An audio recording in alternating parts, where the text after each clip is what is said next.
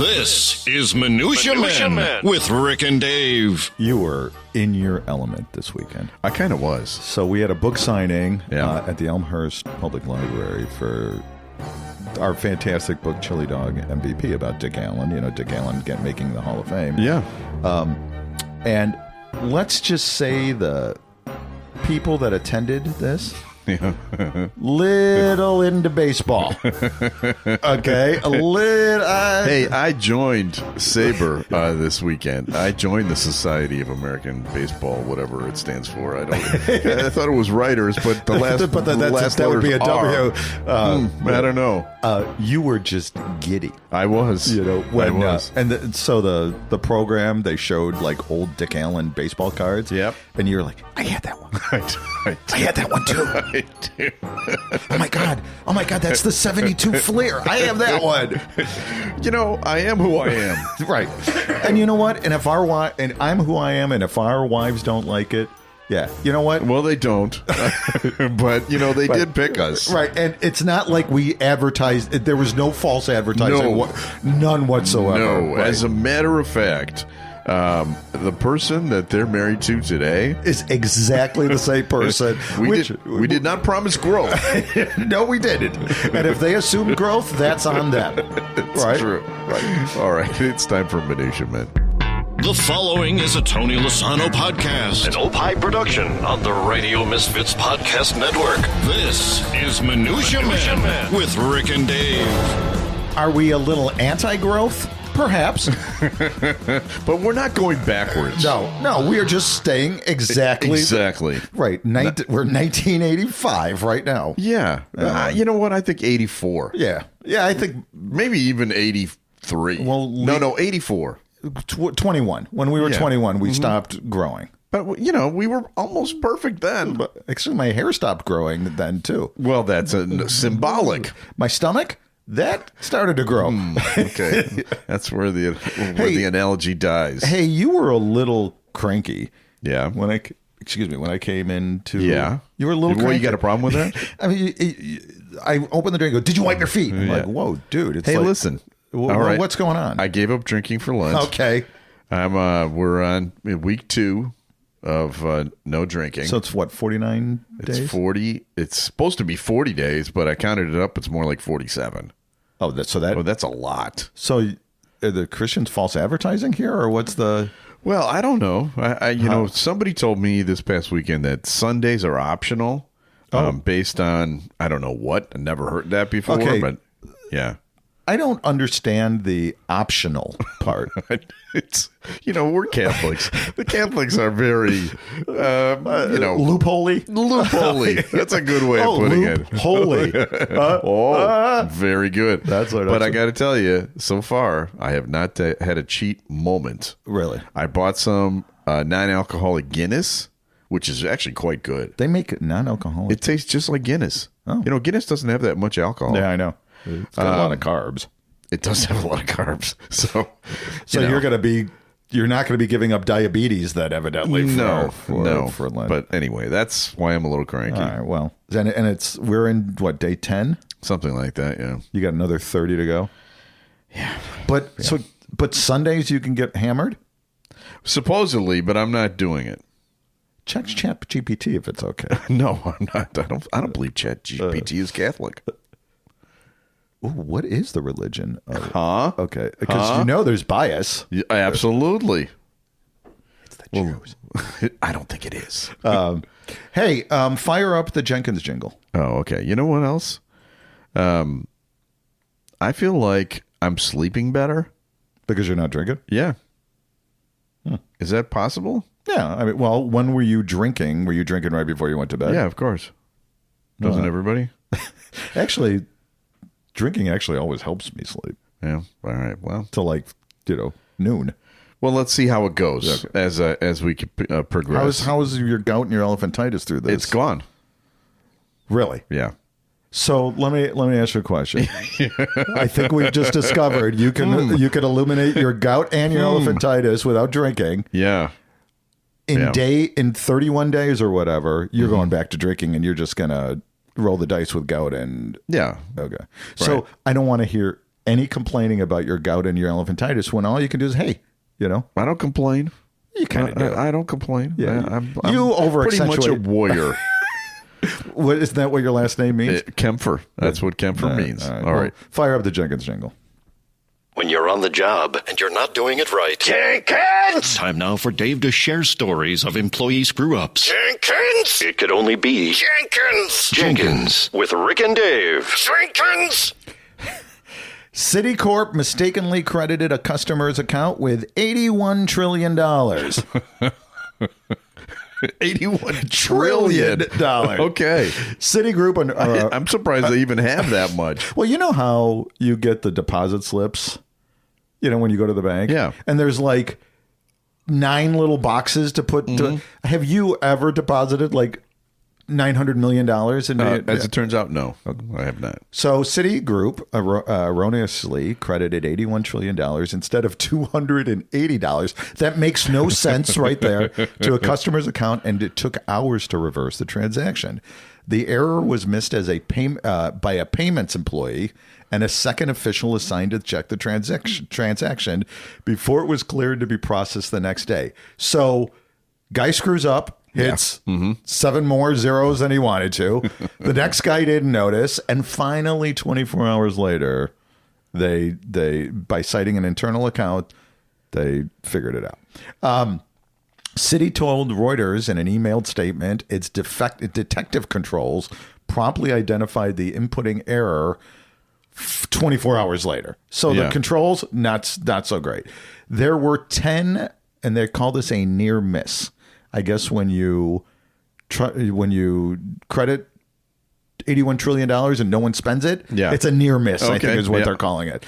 There were 10 near misses of $1 billion or more at Citibank in the year 2024. Wow. Which was down from 13 in 2023. Okay. So watch your bank accounts, folks. You might wonder what the recipient, name withheld, did when they noticed the 81. I would like to know. What do you think? Not a thing. The Citigroup spokesman declined to answer the question, but smirked when asked at the news conference. Have you? I know you had German parents, right? Yes. I would imagine your German parents were sticklers for honesty. Rules. Just exactly. Rules. Crazy rules. Yeah. I remember a situation where my mom, we were at the grocery, at the National Tea. I think that you remember National Tea, sure. Grocery stores back in '69 or whatever. I remember being the little toddler with my mom, and they gave her too much change back. And she noticed it when we got home. It was only a 2-block walk. Yeah. And we got to go back because I have to give the National Tea 82 cents back that they screwed up. I have dozens of stories like that from my youth. Yeah, so my mother would have called Citibank. Yeah. Und was ist this? 81 trillion? Ich habe nicht 81 trillion. Yeah. Thankfully, Elon Musk. Imagine if it was Trump. Oh, yeah. I've got 81 trillion. Well, I have a story. By the way, kudos to you on this story and reporting the entire thing without making a comment about the year that I accidentally sent all of our money into the state for taxes. Because I was sure you were going there. No, because I've only mentioned it like 9 times in the last 8 years. Yeah, well, here, let's recount the story. So you were doing our taxes. Or no, were you doing I was doing our taxes. And instead of putting the $122 or whatever, you gave them every dollar we had. Every dollar in our account. I had a brain fart while I was writing it. Like, how much is this for? And I saw the check register the total, and I wrote that, and we sent all of that into the state of Illinois. Yeah. And then we had spent some time getting it back. But they did give it back to us. All right, it's time for another story. What's wrong with you, Florida? Yeah, it's Florida. A suspected thief gulped down 2 pairs of diamond earrings during his arrest on the side of a Florida Panhandle highway last week, detectives say, leaving them with the unenviable task of waiting to collect. the Tiffany and Company jewelry worth $770,000. And as someone with an active bowel like me, I think I know where this is going. An X-ray of the suspect's torso showed what the Orlando Police Department believed to be the diamond earrings, a white mass shining brightly against the gray backdrop of the digestive tract. These foreign objects are suspected to be Tiffany and Company earrings taken in the robbery, but will need to be collected after they are passed, the department's arrest report said. Orlando Police spokesman Kaylee Bishop said Wednesday she was checking with the lead detective on whether the earrings had been recovered yet. All right, man, we need a volunteer to lead the recovery team. Show of hands. Nobody? Jenkins? Didn't your dog swallow your wife's ring last year? Chief, no, please. I'm begging you. No, please, no. You know, when we used to, when I was with Landecker show, this was a topic that we would go to the phones. Okay. Like, what was the thing that... And everybody who's got a dog has eaten had a story about something that they ate that they had to wait for. They'd be rifling through the you know, as you do the walk, you're rifling through the poop and stuff. Some great stories that we heard over the years. I think my favorite one was this dog that ate an entire ball of yarn. Ooh. Oh, my God. And so you'd have to unravel it. And it came, and he said that he like was pulling it out of the hole like a handkerchief, the magician handkerchief, like a magician with the handkerchiefs. But if you ever want, if you're ever in a situation where you're looking for small talk with somebody, just ask at them, like a cocktail party or and something. If they have a dog, this is a winner. Trust me. I got to tell you, if I ever swallowed diamond earrings, it took 10, 15 minutes, they're out. Yeah, I know. Everything goes through me really quickly, which is probably not good. Hey, we got a review. All right. Great all-around podcast. I especially love the parody songs. Oh, hey. Rick K. on Castbox. No, that was... I see what you're saying there. John L. on Castbox said he loves the parody song. So. Yeah, I do too. Thank you, John. Time for another feature. Time now for Studio Walls. And the words of the prophets were written on the studio walls. Rick and Dave. So this is the part of the show where we dip into the Rick and Dave archives, which are vast, and we go back in time. And this week we're going to really go back in time. All right. Back in the 60s and 70s, there was a announcer on WGN who was famous a nighttime announcer. And actually he was famous in the 50s even. And his name was Franklin McCormick. I'm pretty confident that people around here don't remember him anymore, because I don't even remember him. Right. But Rich King, who we had on the show once, did remember him. And he also... not only remembered him, he wrote about it in his book Ike and Me, which is a great book. And so let's go to that clip of Rich telling us a story about the famous broadcaster Franklin McCormick. The other thing I like about your book is it goes into the broadcasting business, and some of the stories go way, way back to your earliest days. And the one that I think people are going to read and go, whoa, is something that happened at WGN Radio with Franklin McCormick, who is like a well-known... Well, tell everybody who he was. A lot of the younger listeners probably don't know. Well, Franklin McCormick was a legend in his time. He had a great voice. I mean, it was like syrup. He just wonderfully low voice, and he got a niche. He got a niche with doing romantic readings over music, big band music and orchestra music and some Broadway hits. And so he'd have music playing, and he'd say, "How do I love thee? You look so beautiful by the fireplace. Your gown is excellent. You're radiant. Your face is Wait radiant." a second. You know what? You've got a career in this, I think, right? There's an opening. There's an opening, Rich. And he used to, so he got this niche, and it been very successful. And he was on the air like from midnight to 5 a.m., which is, people are sleeping or coming home from a tough night or whatever. And he's on the air doing these romantic readings. And after a while, I got him at the end of his career. He was kind of in the last couple of years. All these discs, all his readings were on discs, on vinyl discs. So the record turner would just put these things on, and he'd sit back and always had a drink. He always had. Whenever I delivered the news to him, I was a news writer at that time. He would have a drink, and he'd have pizzas in there and popcorn. He mentioned something on the air, the guy would send him something. It was a restaurant, so he had a real good deal. And one time I went up there, I think it was 2 a.m. whatever, newscast, and the whole place was dark. I'm stumbling around trying to find I found the door, and all I could see was the little red lights on the console in the control room. And I got in there, and I opened the door, and I smelled popcorn, and I heard a projector, and I heard Franklin over one of his discs saying, "True love means so much," and on the wall there was a porn flick. So and he hated doing the news. And he said, "Time for the damn news." And he shut the flick off, and it was one of those old fashioned. It was a kind of, what do you call a soft deal. It wasn't like it was today. But we wouldn't know what you're talking about. Yeah. Well, I got in there. He hated. He always ripped the company for not hiring a newsman overnight. Because he had to read the news, and he was just awful at reading the news. He had the scotch, and at 5 o'clock in the last newscast he did, many times he had hiccups. He was drinking all night, and he couldn't get through the cast. He'd hear like. In Vietnam today, it was just one hiccup after the other, and it was, and some of the stuff he did was off the wall. But and I said at the end of that chapter, I said, those guys were that era. Those booth announcers, they had great voices, and when they read your copy, it was they had hammered it home. They were good guys. The voice of God. Wow. Yeah.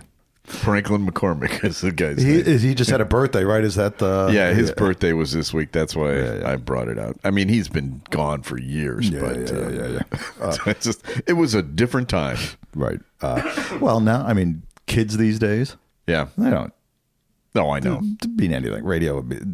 I bet they're not even going to remember radio broadcasters from... like we can name literally hundreds of them in our childhoods, right? I don't think none. They won't recognize anybody. Hey, I got a story here, and it's about your favorite sport, foosball. Football match called off after referee Stefan Kahler's testicle was bitten by a child. You mean Stefan Kahler? Oh, is that what? It sounds like a German name. I'm just guessing. Stefan.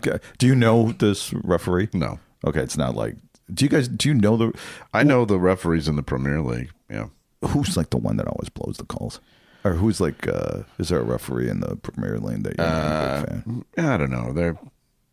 I don't have one that I hate. Do you ever like when you're watching game like, ugh, Klaus Wuchenhauben is refereeing, and like, God, I hope they do. Yeah. A lower tier German football clash between FC Taxi 2 and Rot-Weiss Mulheim. Do you even know these names? No, that's a very lower. So class. What are we talking? Semi-pro, basically? Yeah, that's like my team Green-White here in Chicago. Well, they ended the clash ended in painful circumstances with referee Stefan Kahler abandoning the match before he had even blown his whistle, and that's not a euphemism. As he checked over the players' game or before the game.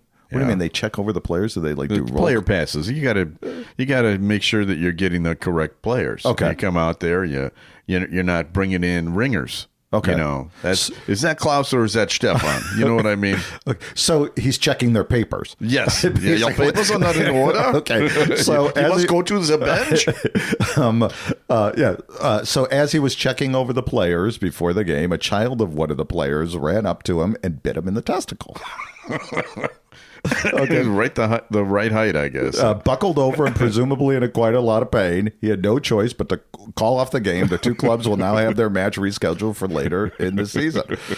In his refereeing report, I wonder if that's ever happened before. In his refereeing report, Kahler said, "While I was checking the FC Taxi players' ID, a small child was doing warm-up exercises along the players. He came closer and closer to me, then suddenly, to my complete surprise, gave me a sharp bite in my left testicle."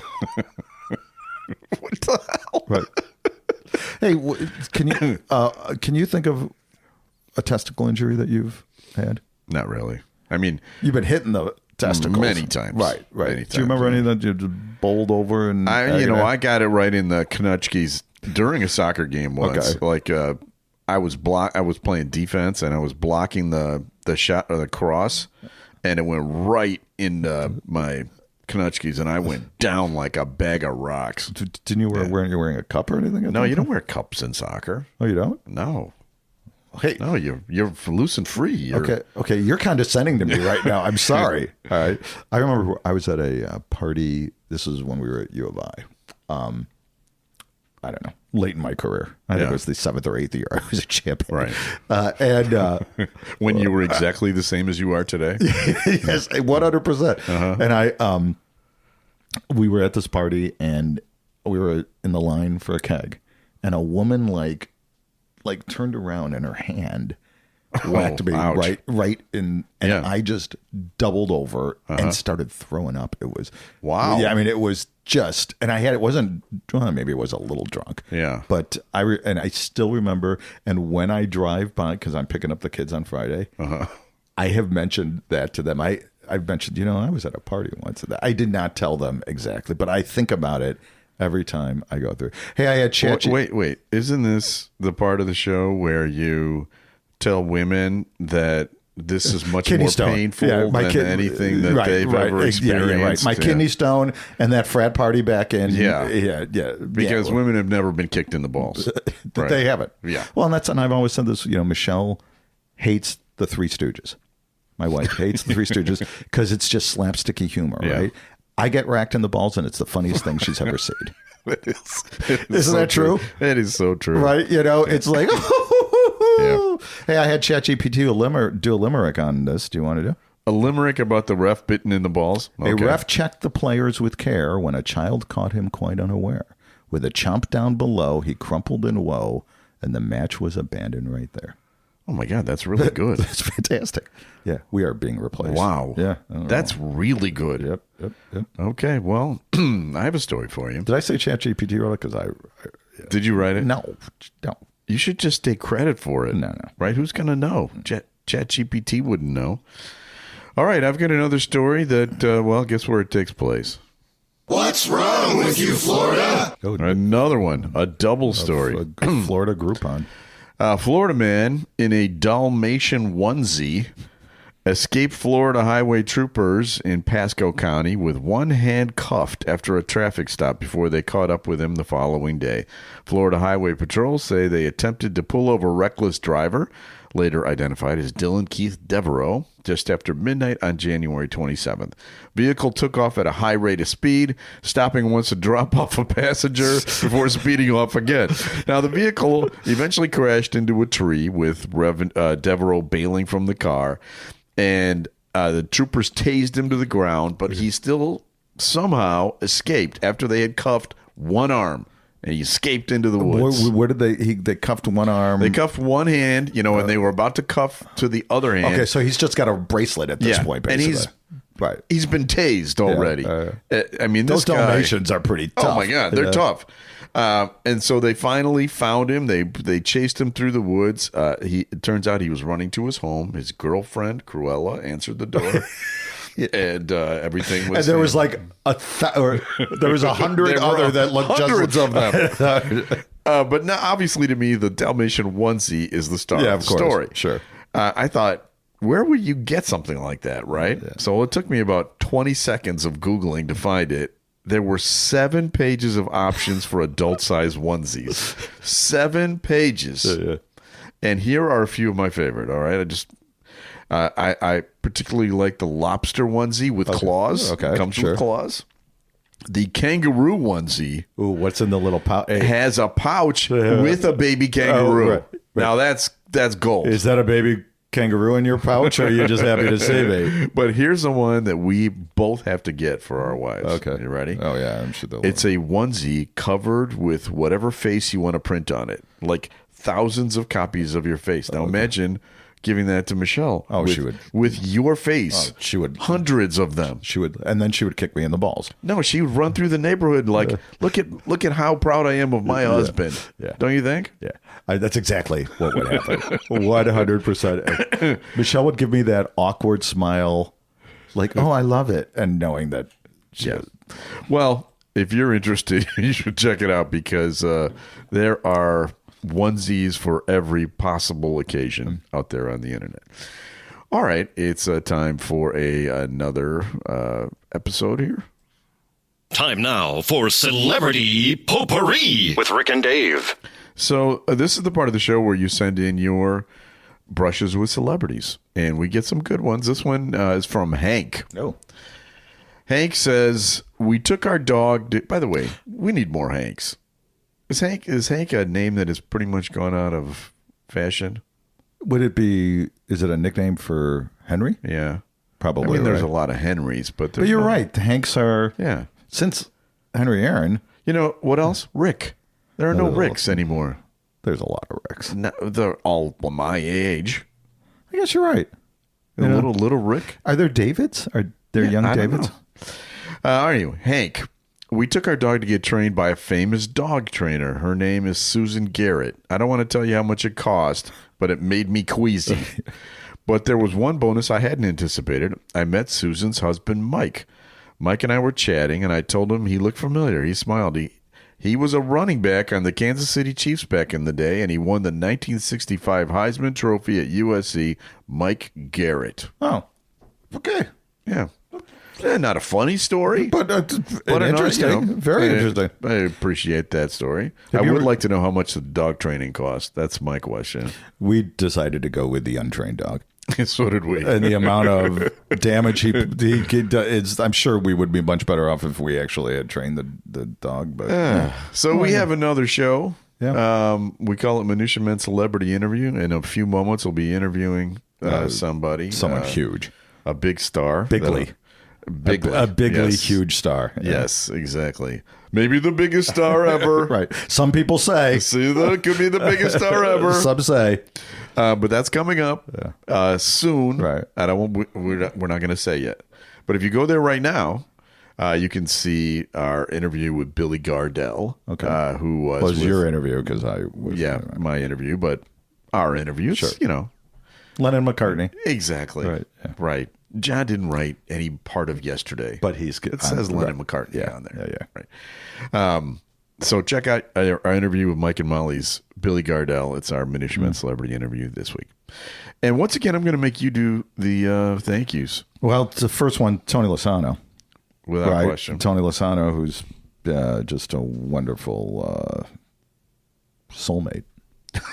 And also the executive producer. Ed Silla, who I believe has a birthday today, maybe? Yeah. I think I saw that on yesterday. Yep. Oh, was it yesterday? Yep. Yeah. Happy birthday, Ed Silla. Yep. As our distributor. I want to thank you again. Okay. For inviting me to your lovely studio. Well, you're welcome anytime. And we'll be back again. I might be sleeping here soon. Yeah, well, that'd be fine. And we'll be back again next week with a brand new episode of Minutia Men. The proceeding was a presentation of the Radio Misfits Podcast Network. Find our other great shows on iTunes, Stitcher Radio, and at RadioMisfits.com. Thank you. This has been a presentation of Opie Productions. Tony, can you shut up?